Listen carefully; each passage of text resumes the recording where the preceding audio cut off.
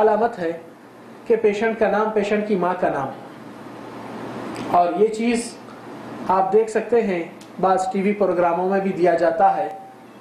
Programme کا نام استخارہ دیا جاتا ہے، جبکہ استخارہ کوسے کونے میں ہے اور یہ نجومیت کہانت کوسے کونے کی ہے.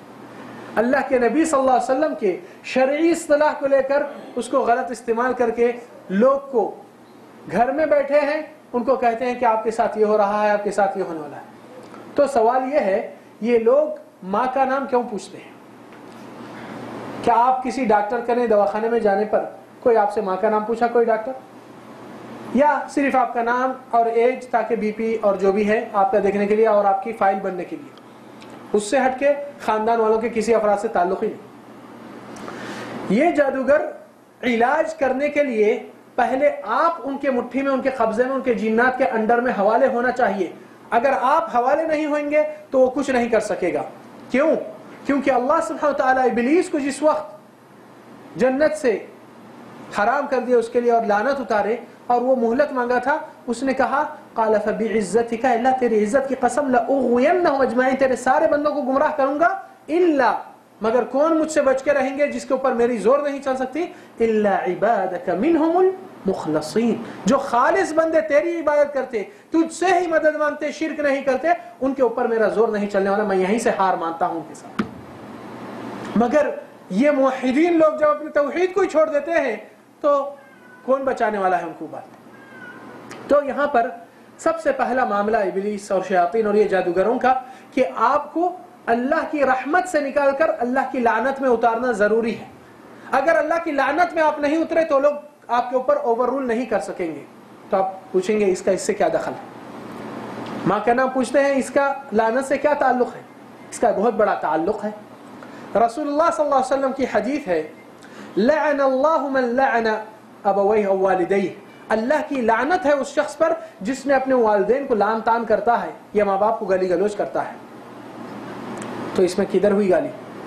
اس میں یہ جادوگر کہنا چاہ رہا ہے آپ اپنی ماں کا بتائیے نام، باپ کا نہیں، نسبت آپ اپنی ماں کی دیجئے، کیونکہ آپ جس ماں کے پیٹ سے نکلے وہ پکی آپ کی ماں ہے. آپ کے باپ کون ہے کہ آپ ماں کو بھی باپ کو بھی گالی دیجئے، تہمت لگائیے اور کہیے کہ آپ حرام کے اولاد ہیں، حلال کی نہیں.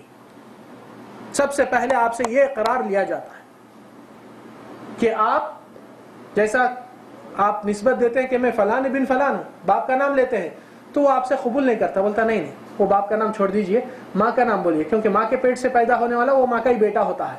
اب باپ کون ہے کہ ماں کس کے ساتھ غلط سلوک کر کے آپ کو پیدا کرے گی، آپ کی حلال ذات نہیں. آپ پہلے یہ اقرار کرو. مگر یہ انڈائریکٹ رہتا ہے راستہ. آج کتنے لوگ دل خوشی سے چٹھیوں پہ فونوں پہ اپنا ماں کا نام بولنے کے لیے تیار حاضر ہوتے، سمجھتے ہیں کہ یہ دین کا ایک رول ہے، جبکہ یہ کفر کا اور جہنم کا ایک بڑا راستہ ہے. کیا آپ نے اپنے ماں باپ کو ایسا الزام لگا سکتے ہیں؟ ارے اگر دوسروں کو، عام انسان کو الزام لگانے میں آپ کو کولے لگ سکتے ہیں تو ماں باپ کے ساتھ کرنے کے لیے کتنی بڑی لعنت اللہ کی اترتی آپ پر. تو پہلے اللہ کی رحمت سے نکالنا، آپ کو زحمت میں لانا، پھر آپ کے اوپر وہ لوگ اپنی چیز کو وارد کر کے آپ کے اوپر ہولڈ کرنا. یہ ان کا راز ہے جو پہلے سوال میں ہے. دوسری چیز کہ یہ جادوگر اور جنات جو اس کو استعمال کرتا ہے شیاطین کو، وہ جنات انسان کے ایڈریس پہ، فون نمبر پہ نہیں جاتے. یہ لوگ کے اندر سننے کی صلاحیت بہت بڑی ہے، بہت تیز ہے، اور قدرتاً اللہ تعالیٰ نے ہر انسان کے جیسا فنگر پرنٹس الگ ہے، اسی طرح ہر انسان کا پسینہ بھی الگ الگ رہتا ہے. تو ساری زمین میں یہ جنات کو اگر ایک انسان کے پسینے کی پرکھ یا خون کی یا جسم کے کچھ حصے جو طلب کرتے ہیں، وہ لوگ کیا کرتے ہیں، یا تو ناخن یا تو بال یا تو انسان کا پہناوا کپڑا.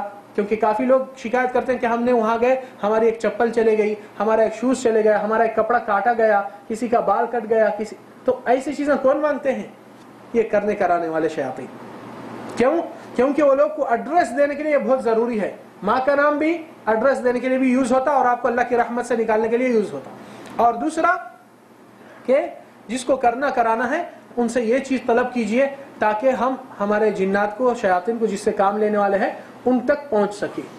تو کافی خواتین اپنے گھر میں اپنے شوہر کے اپنے بچوں کی چیزیں جا کر ان کے حوالے کر دیتی ہے، سمجھتی ہے کہ خلوص محبت بڑھے گی، مگر وہاں پر شیطانیت کی پوری ہولڈ اور پورا ان کے حوالے ہو جاتے ہیں اور زندگی جہنم بن جاتی ہے جہنم سے پہلے، اگر ایمان سے انسان رجوع ہو کر توبہ نہ کرے تو یہاں پر یہ چیز کھلے الفاظ میں آتی ہے کہ یہ لوگ انسان کی پسینے کی چیز کو طلب کرتے ہیں اور ایسے علامات ان کے اندر پائی جاتی ہیں۔ تیسری چیز کہ یہ لوگ انسان سے کچھ مخصوص جانور کو طلب کرتے ہیں، بعض وقت کالا مرغا، لال بکرا، کوسی جگہ پہ کاٹنا ہے، کبھی کاٹ کر انسان کے جسم پہ اس کے خون کو وارتے ہیں، کبھی مختلف ایسی چیزیں۔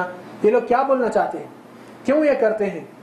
کیونکہ آپ جانتے ہیں اِنَّا أَعْطَيْنَاكَ الْكَوْثَرَ فَصَلِّ لِرَبِّكَ وَانْحَرْ، نماز جس طرح اللہ کا حق ہے کسی اور کا نہیں، اللہ کے لیے نماز پڑھیے، اور جو جانور ذبح کرنا ہے کاٹنا ہے وہ بھی اللہ کے نام سے ہونا چاہیے، کسی اور کے نام سے نہیں۔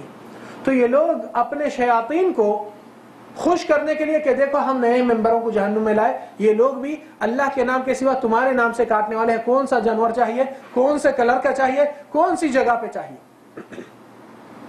اور کئی لوگ کے پاس یہ بہت غلط عادت ہو چکی ہے، اور اکثر بیشتر ہوتا ہے جب نیا گھر تعمیر کرنے کے لیے آتے ہیں نا تو کیا کرتے ہیں، سنگ بنیاد پر ہی جانور کاٹتے ہیں، اور یہ جاہلیت کا شرکی عمل ہے۔ کیوں یہ کاٹنے کی عادت کہاں سے آئی؟ کیا اللہ نے کہا یا رسول اللہ نے کہا؟ کوئی بھی نہیں کہے، تو پھر یہ کرنے کا مطلب کیا ہے؟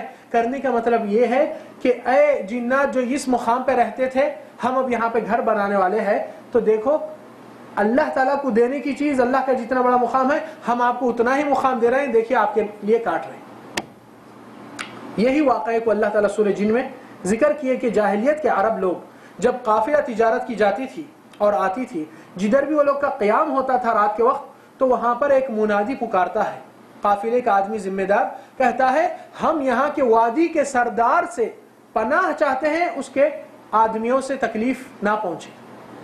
وَأَنَّهُ كَانَ رِجَالٌ مِّنَ الْإِنسِ يَعُوذُونَ بِرِجَالٍ مِّنَ الْجِنِّ فَزَادُوهُمْ رَهَقًا، تو لوگ تکلیف دینے میں اور زیادہ اضافہ کر چکے ہیں۔ تو یہاں پر یہی چیز ہے جو گھر پہ ایسی چیز سے شروع ہوتی ہے، وہ گھر میں پریشانیاں، تکلیف اور مختلف چیزیں، کیونکہ گھر کا بنیادی اللہ کے نام سے نہیں کسی اور کے نام سے ہو چکا ہے۔